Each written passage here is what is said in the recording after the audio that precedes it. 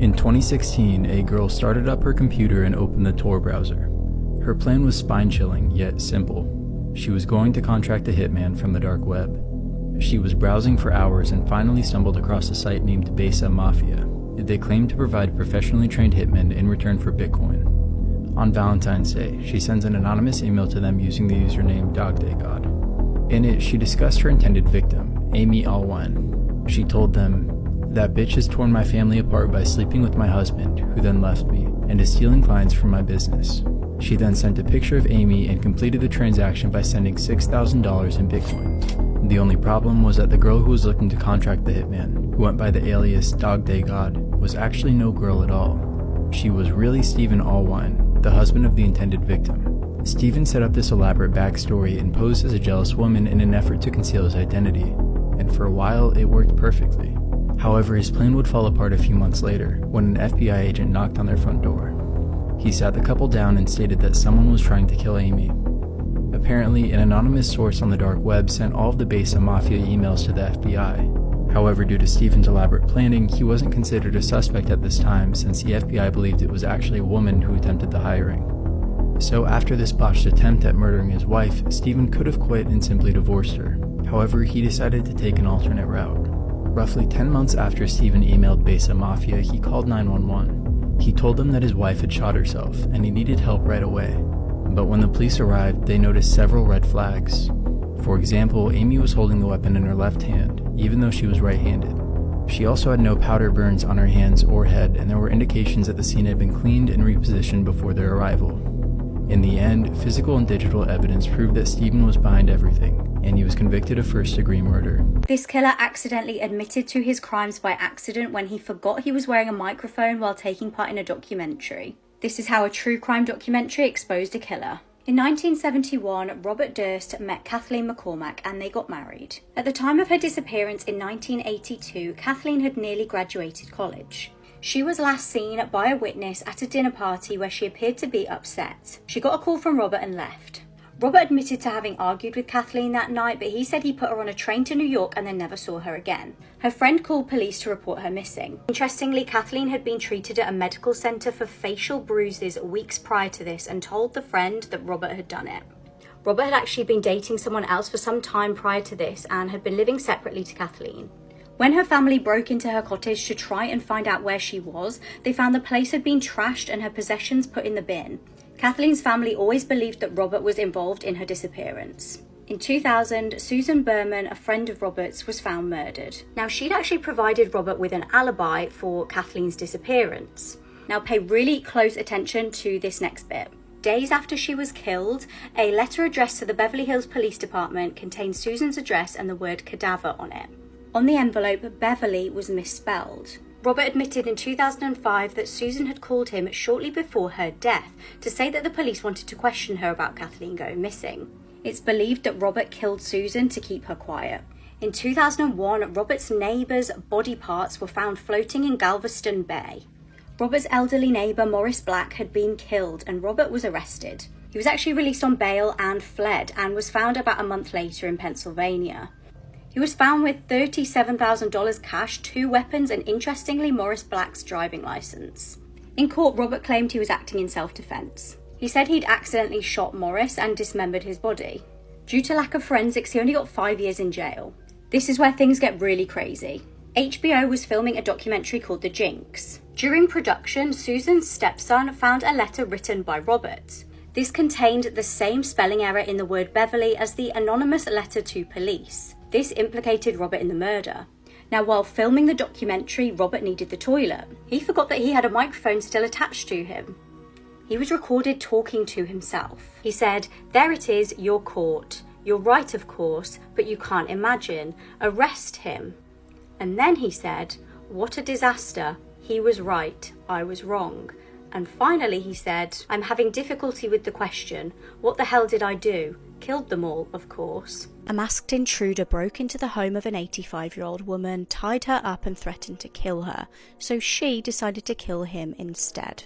It was the 13th of March 2024. Christine Genian was asleep in bed. She was at her home in Idaho at 2 a.m. when the horrific incident occurred. Now she shares her home with her disabled son, David. The elderly woman was horrified to wake to find a man dressed in a military jacket and a ski mask pointing a gun at her face. Now it's believed that he actually struck her in the head, as blood was found later on her pillow. The intruder dragged her into the lounge and handcuffed her to a chair. He threatened her life if she didn't give him access to her valuables and forced her to tell him where the safes were. The man was 39-year-old Derek Condon. As he went down the stairs to locate valuables, the woman dragged herself on her chair to where she kept her gun. When he came back, she shot him. Now he actually shot her back and she was wounded by this, but he ended up stumbling into the kitchen and dying from his injuries. The woman survived her gunshots and eventually managed to call police. Officers were able to confirm that the killing was in fact self-defense and found that physical evidence backed up her story. There was a smashed window where the intruder had broken in, and his car was outside with a screwdriver in it. It was deemed legally self-defense and justifiable homicide.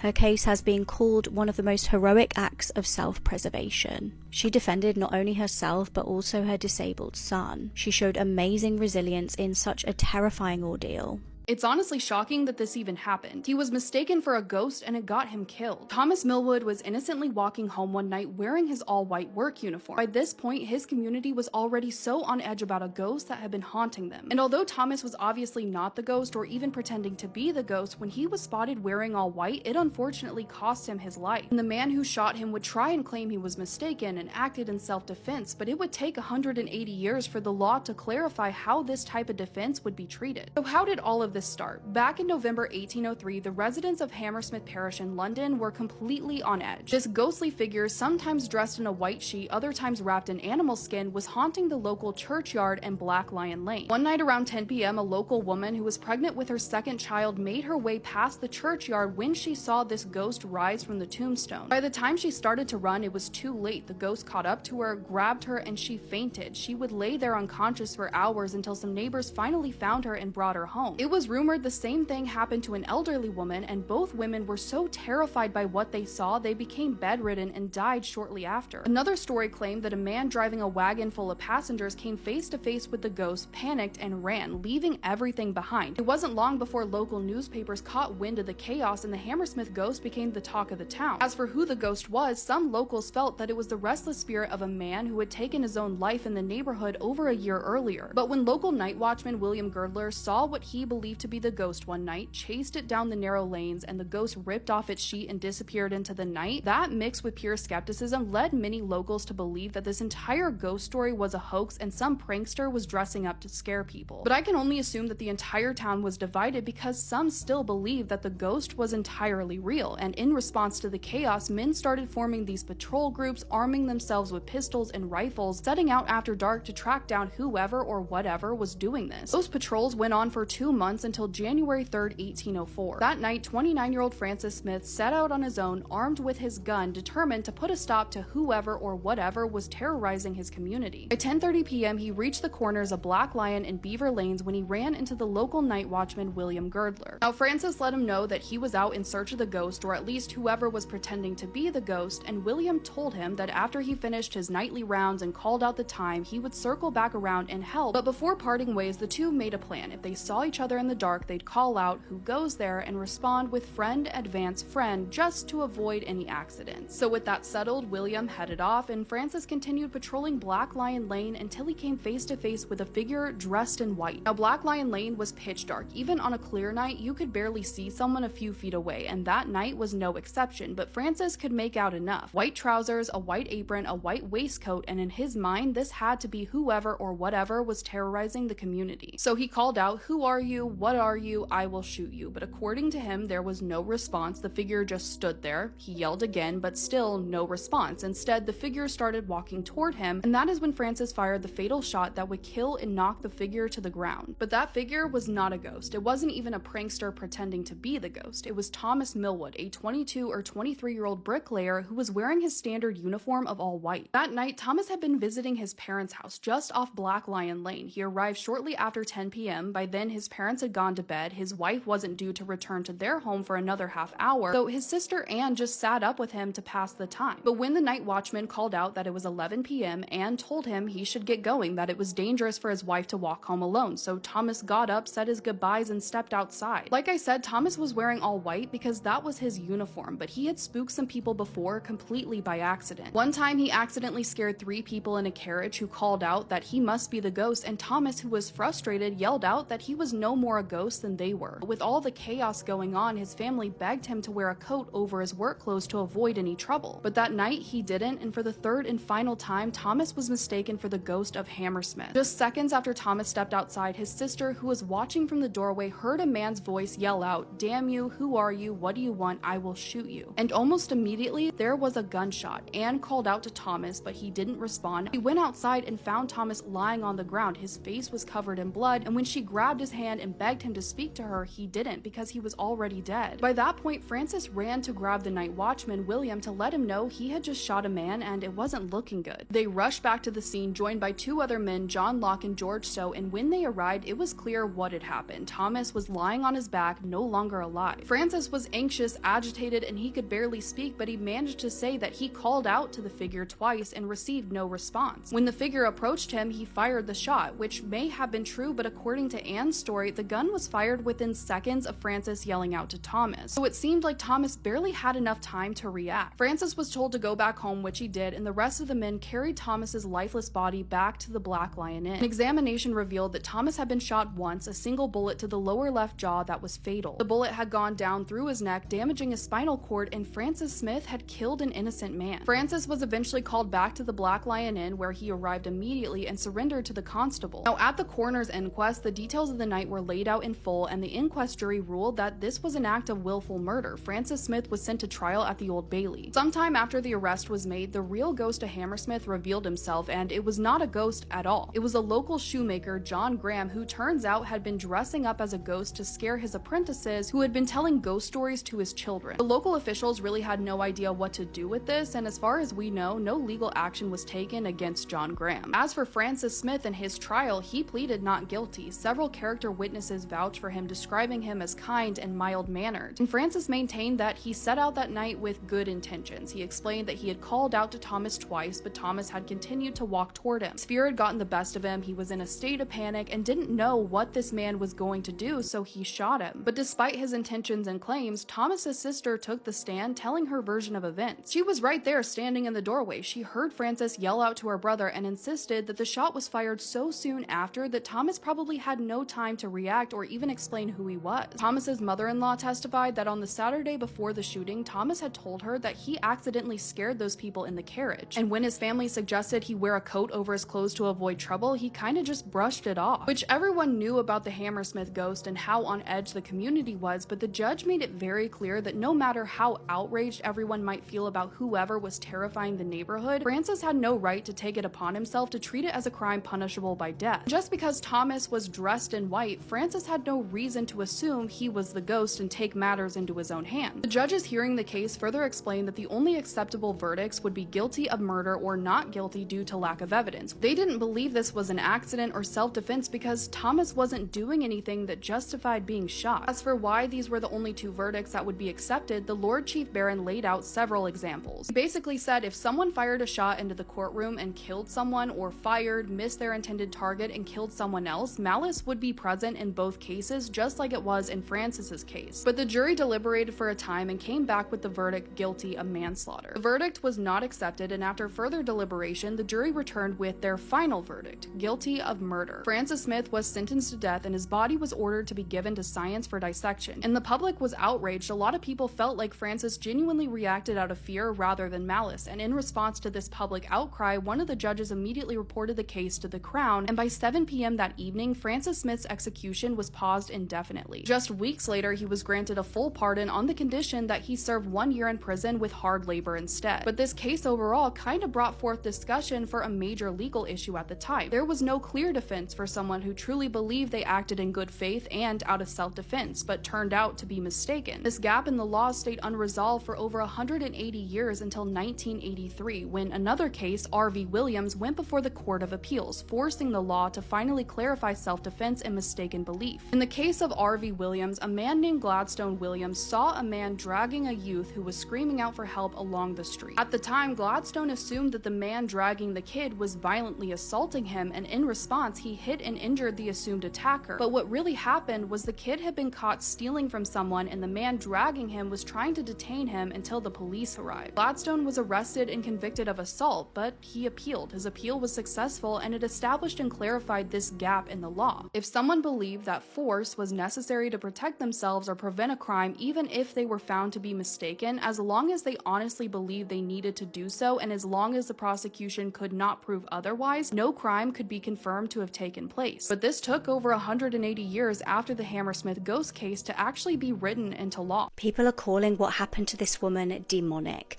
and her killer laughed as he was sentenced for her murder. It was the 5th of January 2010 when a frantic call came into police in Everett in Washington. A colleague of Sherry Harlan was very concerned about her. She hadn't shown up to work for a couple of shifts and no one had heard of her, which was really out of character. Sherry's friends and family were also disturbingly unable to get hold of her. Police decided to do a welfare check just to make sure that she was safe and well. However, what they found when they showed up to her apartment was absolutely horrific. Immediately as they walked into the home, they could smell a strong smell of bleach. This is never a good sign when someone's missing. Sherry and her dog were nowhere to be seen. And there was even more evidence that she was not okay. Some of the floor and carpet had actually been cut away. What was someone trying to hide? Then officers made their way into the back bedroom of the home. There was blood all over the walls. This indicated that there had been a very vicious attack, and this was only confirmed further when police looked at the mattress in the bedroom and found knife holes. Police then started looking into the belongings in the house. Were there any items that could provide some sort of evidence? That's when they hit the jackpot. There was a t-shirt with a bloody footprint on it. If they could identify whose footprint this was, they potentially could find, a killer if a murder has occurred. Now, they pretty much knew from the amount of blood and the state of the house, obviously something horrific had happened in this house. They really quickly needed to find out where Sherry was and who was responsible. They began interviewing neighbours, and one had a disturbing story. A week prior, they'd heard shouting, and when they looked outside, they saw a man with Sherry's dog in the car. But who was this mystery man? The police kind of needed to find out if Sherry was linked to any men to give them a clue as to who this could be. When they interviewed her loved ones, they found out that she'd been dating 2 men. She'd been dating Eric Christensen in 2009 after meeting him on a dating app. She'd also matched with a guy called Dan Young on an app too. Now, he was going through a divorce, but he was really infatuated with Sherry and kept showering her with gifts. However, Sherry was honest with Dan and said, I am still dating Eric too. And he was kind of like, okay, let the best man win. Now, Sherry and Eric actually had something that they shared together which kind of helped them bond. It was like a mutual interest. They both practiced the religion of Wicca. However, members of the church that they belonged to stated that Eric didn't seem to fit in. He kind of seemed to want to start his own religious group. Witnesses said he'd been trying to recruit people into his own kind of cult. He was very persuasive and also quite scary. He had a short temper and a dark criminal past that Sherry had no idea of. He was a registered S offender, and if that wasn't bad enough, he'd even tried to kill his ex. Now, Sherry had no idea of any of this when she was dating him. When one friend expressed their concerns to Sherry though, she chillingly told them, "No, he'll kill me if I leave." Now, investigators examined Sherry's phone and found that Eric was the last person she'd spoken to before she vanished. Tellingly, when they tracked him down to interview him, he'd got a gash on his hand that he'd had to go to hospital for. He kind of explained this away to officers by saying that some guys had tried to rob him. Concerningly, he later admitted to the police that him and Sherry had taken a blood oath in the December. Now, this is where they exchanged blood and promised to be faithful to each other. He then chillingly told police what happened if you would break this. He said if you were in the ancient times, you could get stoned, beaten, bludgeoned, cast out, and in some cases, from what I understand, death. He said he'd found out that she had broken the pact and they'd had a fight. However, he still denied knowing where she was. Then officers searched his house. They found a shoe that matched the footprint at Sherry's house. They also tellingly found a bloody sock that had been partially burnt. He He was arrested, and then on the 7th of January there was some news. Sherry's burnt out vehicle was found along with, horrifically, a human skull on the seat of the car. It was later identified as Sherry's skull. One of Eric's friends, Ryan, then came forward with some damning claims. He said Eric had told him that he needed help and that he had Sherry's body in the boot. Ryan actually eventually told police that he'd helped Eric dispose of some body parts, and he showed police where these were. Ryan ended up getting immunity for testifying against him, and Eric was found guilty of first-degree murder. He was given 37.5 years behind bars and smirked as he was led out of the courtroom. Sherry's missing dog has still never been found.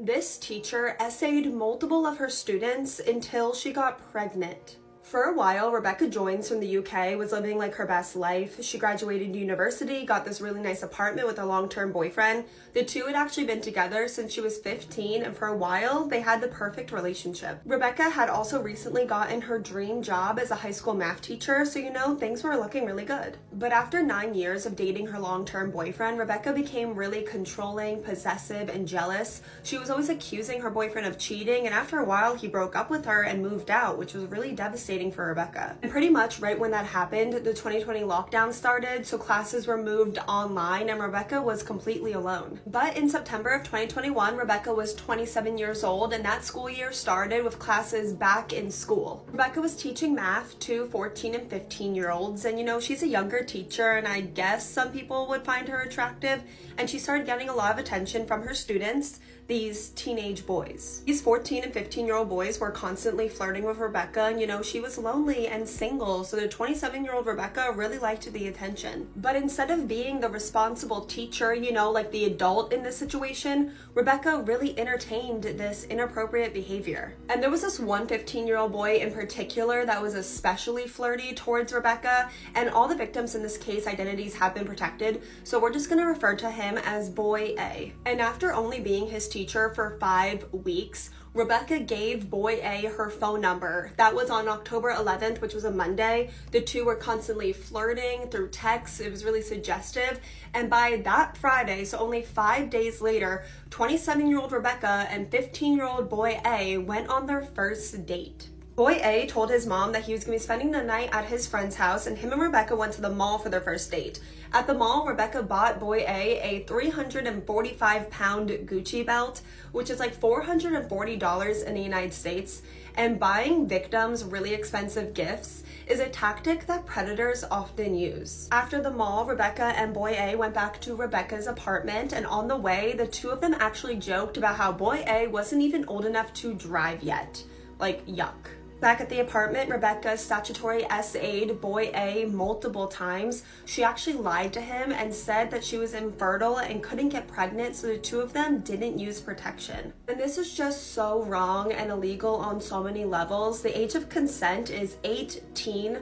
Rebecca is Boy A's teacher. She's only known him for a couple of weeks, and this was Boy A's first time ever. And like teenage boys do, over that weekend, Boy A told all of his friends about what he did with Miss Joins. So by Monday, rumors had spread across the entire school, which of course were not rumors, and very quickly, CPS, the police, and the school were all notified. Boy A confessed to everything, and he said it honestly made him really, really uncomfortable, but he was trying to act like he was cool and mature, but he's only 15.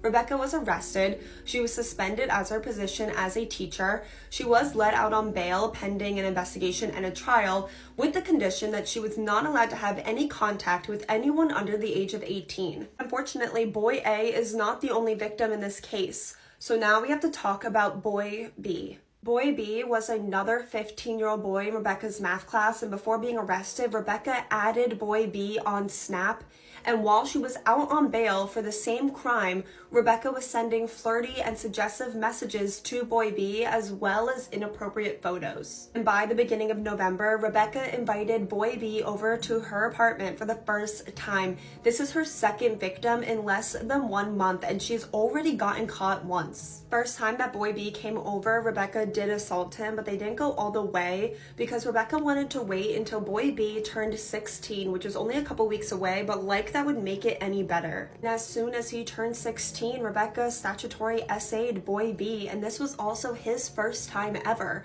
And the two would then be in a relationship for over a year. Just like with her ex-boyfriend, Rebecca became super obsessive and controlling and possessive and jealous over boy B. She wanted all of his passwords. She would always go through his phone. She would make boy B FaceTime her to prove that he wasn't with other girls. She also wanted boy B's location, and if he wouldn't text her back fast enough, Rebecca would just show up to wherever he was. So now she's stalking this teenage boy. And when boy B tried to break up with Rebecca, she threatened to unalive herself, which is like another tactic that abusers and manipulators use. But Rebecca is 28 years old now. She's almost 30, and this is what she's doing to a teenager. And then in March of 2023, Rebecca had been abusing boy B for 18 months. She told him to come over to her apartment because she had a surprise for him. When he came over, she had a scavenger hunt set up for him all throughout her apartment, which ended with boy B finding a baby onesie that said, "I love you, daddy" on it. And this is so confusing because did she forget that he's a teenage boy? Like, this is something you would do if you and your husband had been trying for a baby for a while. And also, Rebecca had also told boy B that she was infertile and couldn't get pregnant, which obviously wasn't true, but then they never used any protection. It's like this was something she planned so she could trap this teenage boy. But luckily, I think this was enough for boy B to realize that he was so over his head that he went home and he told his parents everything, which I'm sure was really, really difficult for him to do. I mean, he's a teenage boy. He has to say that he's been sleeping with his adult teacher and now he's gotten her pregnant. So I really, really applaud his bravery for feeling like he can go to his parents. But Rebecca was arrested again. And in January of 2024, she gave birth in prison to boy B's baby, and boy B and his family have full custody of that baby. Rebecca's trial began in May of 2024, and she really tried to act like she was the victim. Every single day into court, she would bring this like little baby hat. You can see in this photo, she has it tucked into her pants for some reason. And sadly, some people don't see men as victims, especially of SA, even if they're teenagers. So the prosecution asked the jury to imagine how they would feel if this was a male adult teacher on trial and he had essayed two 15-year-old girls and had gotten one of them pregnant, because there is no difference. Rebecca was found guilty on all charges, but sadly, she was only sentenced to 6.5 years in prison, meaning she'll get out of prison by the time she's in her mid-30s. And I truly think that Rebecca is a dangerous predator and will likely reoffend. And also, when Rebecca is released from prison, she will get visitation of boy B's baby, which I don't agree with at all. I definitely think if she was a man and the roles were reversed, that would not be the case. But luckily, when Rebecca is released from prison, she will be on the registered SA offender list for the rest of her life. What this girl did to herself will make you feel physically sick. This is one of the most shocking cases of psychosis I've ever heard. On February the 6th, 2018, Kaylee Muthart was using substances. She was high on M after a 48-hour binge.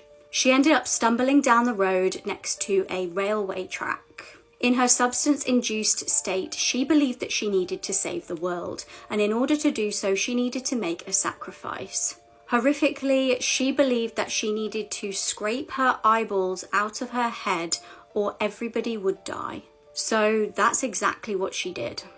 With her bare hands, she removed her own eyeballs. She then squashed them into her hands while a passerby struggled to restrain her. She was airlifted to hospital in South Carolina. She is now obviously completely blind, but thankfully is sober. She's a mother to a toddler and she wants to help people through them hearing her story.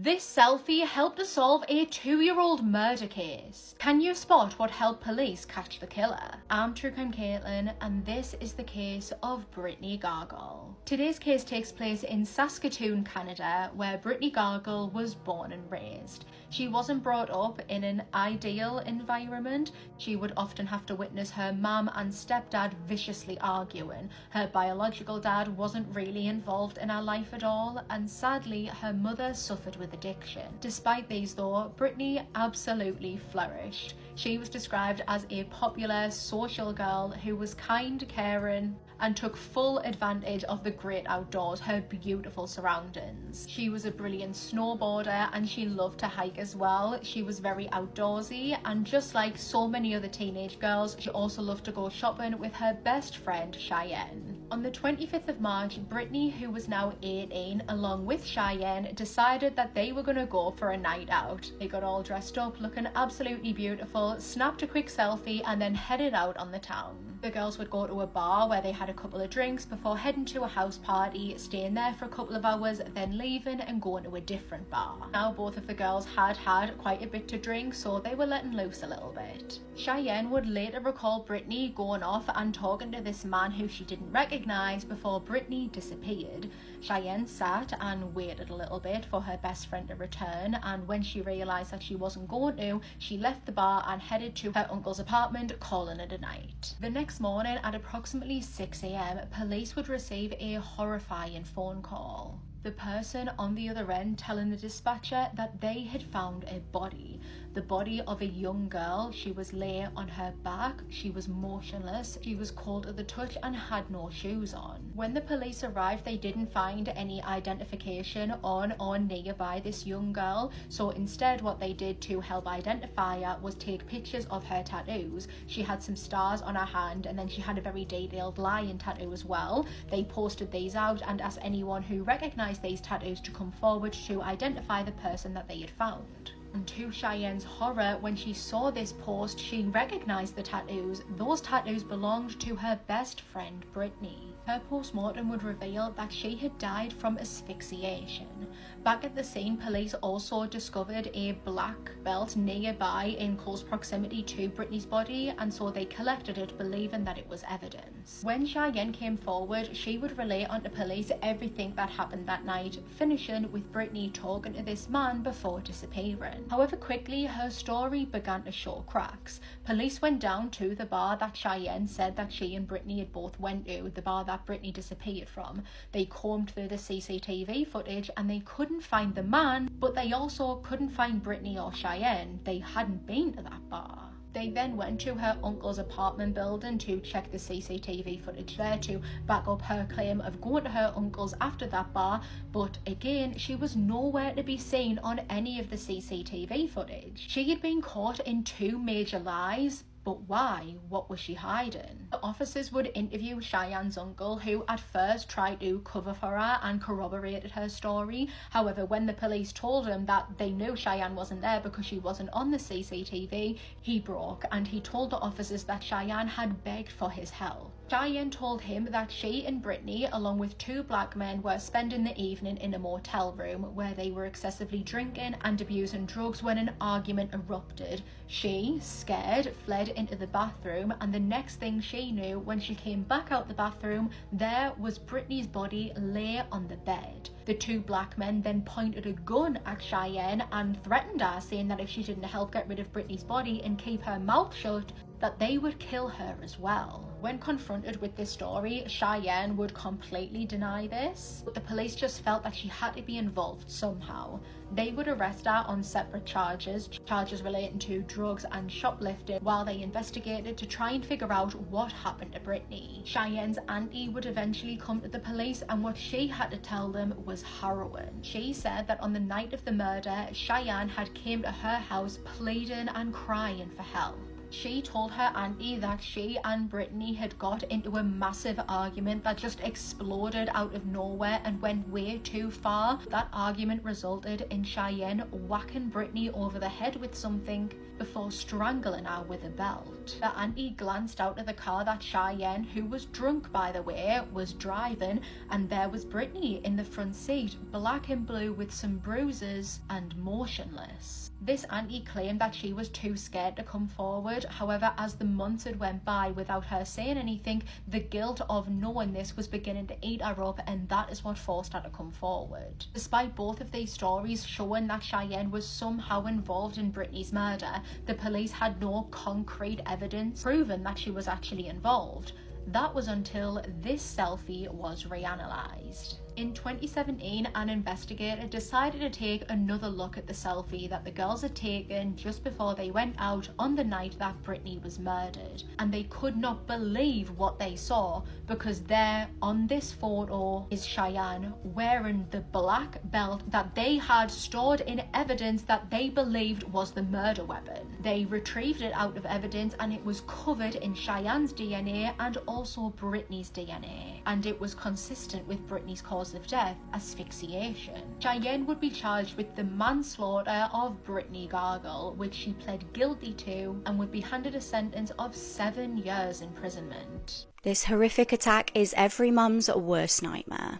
I actually cannot fathom how evil somebody must be to actually do this. It was a cold winter's morning on the 11th of December 2017. Suddenly, neighbours of Michelle Pearson were woken up at 5 a.m. by sirens blaring through Jackson Street in Walkden. Firefighters raced to Michelle's property to try and contain a blaze that raged inside of it. It was a race against the clock, as there were children inside. Onlookers might have presumed that this was a horrifying accident, but the truth of this case is absolutely sickening. Inside of the home was 37-year-old Michelle Pearson, and her children were also trapped. 8-year-old Brandon, 15-year-old Demi, 7-year-old Lacey, and 3-year-old Leah. Her 16-year-old son and his friend were actually staying in the property that night, but managed to escape out of a window and climb down some scaffolding. After an agonizing wait, the locals got some horrific news. The eldest 3 children in the house were deceased. The 3-year-old and mum Michelle were raced to hospital. However, just days later there was some more tragic news. The community was absolutely shaken to hear that little Leah had also died and her mum was in intensive care. Now, Michelle had been left with horrific injuries and had extensive medical treatment to try and save her life. She was placed in an induced coma and was so badly burned and physically impacted by the fire that it actually took until April the following year for her to understand that her children had died. In the end, she passed away in the August after an agonizing battle. Now, the horrifying deaths were a result of 3 people. These were Zach Boland, David Worrell, and Courtney Briley. In November 2017, a feud had begun between some members of Michelle's family and Zach and Courtney. It's believed that someone at some point caused some damage to some cars belonging to Courtney and Zach. Zach, in retaliation, went to Michelle's house while her children were inside and smashed the front windows in with a hammer. He then threatened to petrol B her house, and she told police. Zach then called her a grass, spray painted on her house, and set fire to her bin. On the fateful night, Zach and David drank and did substances. They then made their way to Michelle's house with 2 other men and an iron bar. They shouted for Michelle's male children to come outside to fight, which they obviously didn't. In anger, they broke a window and Michelle again contacted police. Officers arrived and took a statement, but the danger was far from over. The men then armed themselves with a machete and an axe. Along with Courtney, they made homemade petrol B devices in a kitchen of a nearby address. Courtney waited in a car while the 2 men took the petrol Bs, smashed through the kitchen window of the victim's home, and then threw them inside of the property. I've actually never before heard of a fire like this, but it spread so quickly and the heat was so intense that it actually melted the fire alarms before they'd even managed to go off and alert the family. Zach and David were jailed for a combined 77 years, and Courtney pleaded guilty to manslaughter and got just 12 years in jail.